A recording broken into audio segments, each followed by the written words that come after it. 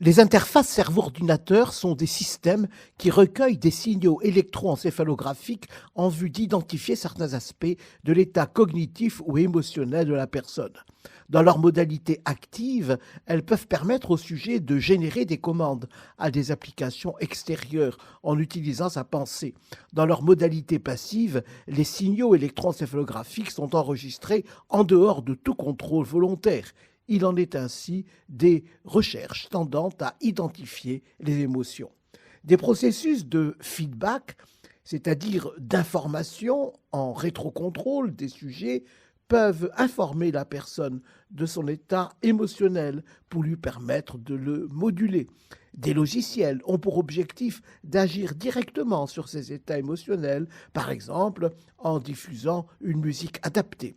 Ces informations peuvent aussi être transmises à des tiers qui peuvent ainsi mettre en œuvre une surveillance de l'état émotionnel. Tel est en tout cas l'objet de vastes projets développés en Chine, soutenus par le gouvernement et visant certaines professions comme les transports publics et notamment les conducteurs de trains à grande vitesse, les militaires et un certain nombre d'entreprises. L'une d'elles regroupe 40 000 employés et est chargée de la répartition de l'énergie électrique dans une province chinoise.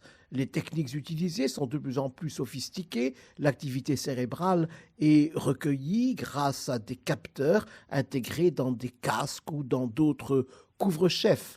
Les signaux sont adressés en temps direct à des ordinateurs qui utilisent des algorithmes d'intelligence artificielle permettant de détecter les pics émotionnels, notamment dépressifs, d'anxiété ou de rage.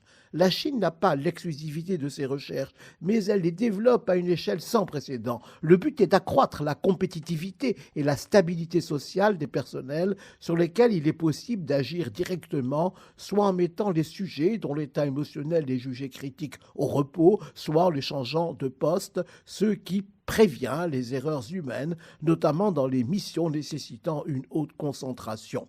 Les déstabilisations émotionnelles sont en effet considérées comme capables de compromettre non seulement la productivité mais aussi la sécurité au travail. Cette possibilité d'action préventive sur ce que l'on appelle les facteurs organisationnels et humains se traduit aussi par une meilleure santé financière des entreprises.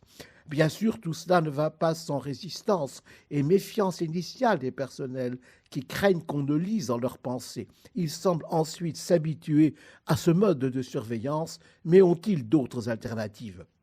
Comment évaluer sur le plan éthique cette intrusion d'un contrôle dans le vécu émotionnel d'autrui ? Certes, l'argument qui incline à cette utilisation des progrès scientifiques est utilitariste. Viser la productivité et la sécurité, c'est viser le plus grand bien pour le plus grand nombre. Mais qu'en est-il de l'autonomie ? Les personnels ne pourront se soustraire à cette relation de contrôle qui a aussi un relent d'instrumentalisation de la personne humaine, vue essentiellement comme une machine à permettre la bonne santé de l'entreprise.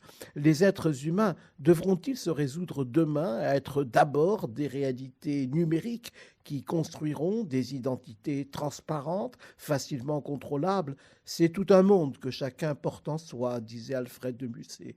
Ce monde de l'intime n'est-il pas une nécessité éthique ?